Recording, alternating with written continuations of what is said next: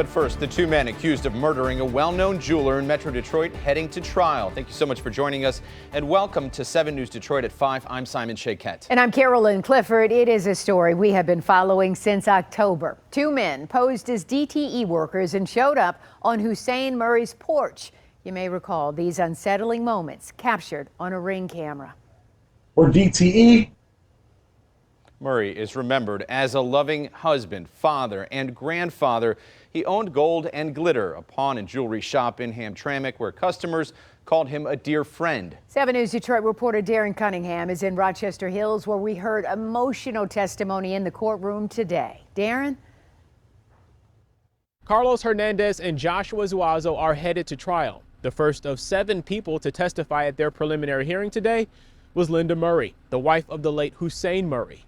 Investigators say the two suspects did not know the Murrays, but that it appears they targeted the jeweler. Carlos Hernandez walked into court to face a judge for murder, followed by his co-defendant and alleged accomplice, Joshua Zuazo.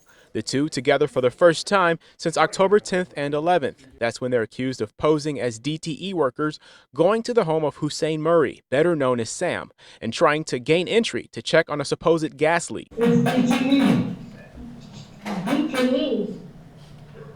Coming around. The first piece of evidence presented, the Ring surveillance camera footage. In it, you can hear Sam's wife, Linda Murray, telling her husband to be careful because she was suspicious. She testified that Hernandez and Zuazo came to their Rochester Hills home one night and came back the next day, going into the basement with her husband. But the two suspects came back upstairs without Sam. He asked me, where is the jewelry and where is the cash? And what was your response to that? The same, that the jewelry wasn't in the house and we didn't have cash except what I told him. Okay. And what happened next? I started asking, where's my husband? Where's my husband? And I didn't get a response. And when Mr. Zuazo came up the stairs, I saw blood on his vest. And I started screaming. And Mr. Hernandez hit me in the face. Mrs. Murray says Zuazo told her her husband was asleep and that they bound her with duct tape, stole some jewelry, searched her car, and left. She managed to call 911, and deputies found her husband's body also bound in the basement. The medical examiner testified to the trauma Sam endured.